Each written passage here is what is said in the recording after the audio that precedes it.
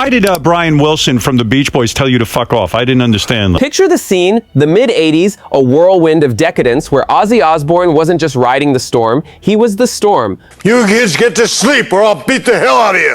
Fresh off the ferocious Bark at the Moon tour, his life was a dizzying blur of hairspray, hedonism, and hard living, sharing stages and substances with the likes of Mötley Crüe and the aptly named band Wasted. It was in this cocaine-fueled circus that a legendary, almost surreal clash of musical titans occurred. And some guy comes up to me and goes, "Look, would you be willing to have a party up with Brian Wilson?" Who the fuck's Brian Wilson? The stage was set for a legendary collision of worlds, not on a concert hall floor, but in the shadowy, hallowed halls of New York City's limelight, a church deconsecrated and reborn as a temple of 80s excess. The air was thick with the scent of cheap beer, expensive cocaine, and pure, unadulterated rebellion following a riotous Madison Square Garden show.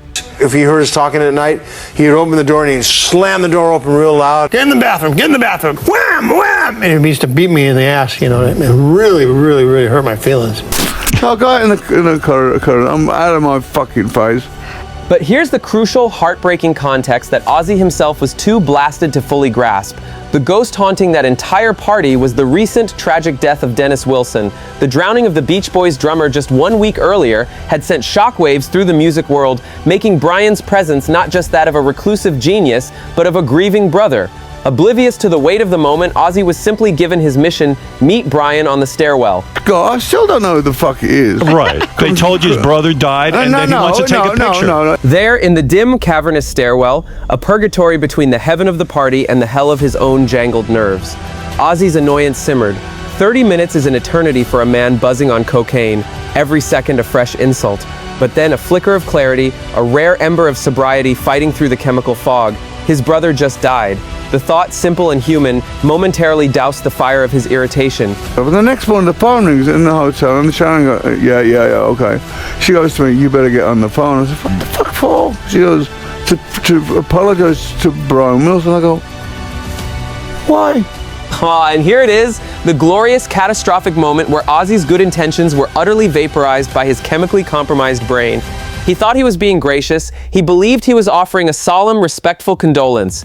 But in the chaotic space between his brain and his mouth, the wires got crossed, the signals got scrambled, and his well-meaning words were hijacked by a spectacularly inappropriate impulse.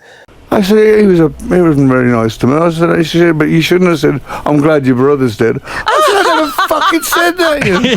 Hi, Brian, I'm glad your brother's dead.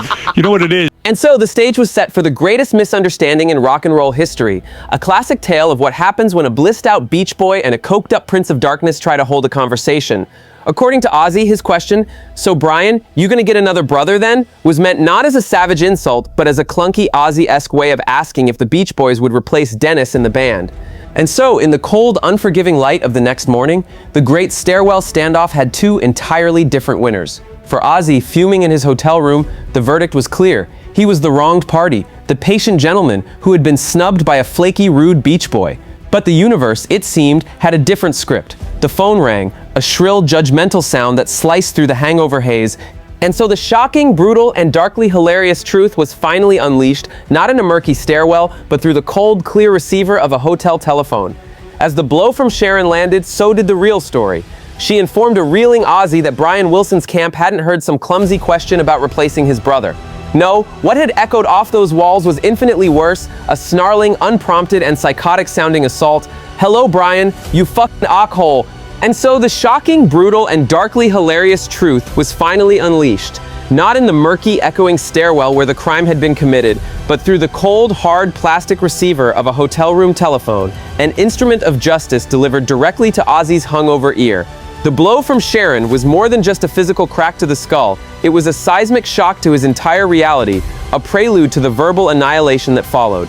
As he recoiled, clutching his head, the real story, the one that had been circulating in the sober, horrified circles of Brian Wilson's camp, came tumbling out. Sharon, her voice trembling with a fury that could power a small city, informed a reeling Ozzy that Brian Wilson's people hadn't heard some clumsy, drug-addled question about band logistics or replacing his brother. Oh no, that would have been forgivable. What had actually ricocheted off those cold stone walls was infinitely darker, a snarling, unprompted, and downright psychotic-sounding assault that cut to the bone of human decency. Hello, Brian, you fucking awkhole. I'm glad to hear your brother's dead. The heir left the room. Ozzy, morally wounded and physically sick, immediately launched into a sputtering protest. He would never. It was a misunderstanding, a travesty of translation. His mind frantic, scrambled to reconcile the gentle, if confused, condolence he remembered offering with the monstrous indictment Sharon was now presenting. He was the victim here, the one who had been kept waiting, the one who had tried to be polite. But Sharon, the ultimate arbiter of his reality, the unwavering voice of reason in his carnival of chaos, shut him down with a truth so devastatingly simple and profound it should be engraved on his tombstone. She didn't engage with his excuses. She didn't dissect his faulty memory. She went straight to the source, to the true culprit lurking in the wings of his nervous system. No, she fired back, her voice a blade of pure, unfiltered clarity, slicing through his chemical fog. The fucking crock you keep shoving up your nose said that. In that one perfect, blistering sentence, she held up a merciless mirror to the chaos of his existence. She assigned blame not to the man John Michael Osbourne, but to the parasitic monster he willingly invited along for the ride, a chemical demon that twisted his tongue and weaponized his grief. It was the gut punch of a punchline, the final crashing note in a symphony of rock and roll absurdity. The silence that followed in that hotel room was heavier than any metal riff. A void filled with the grim understanding that sometimes, the most legendary stories aren't about the music created, but about the catastrophic, unforgettable, and darkly comedic madness that happens in the silence after the music stops.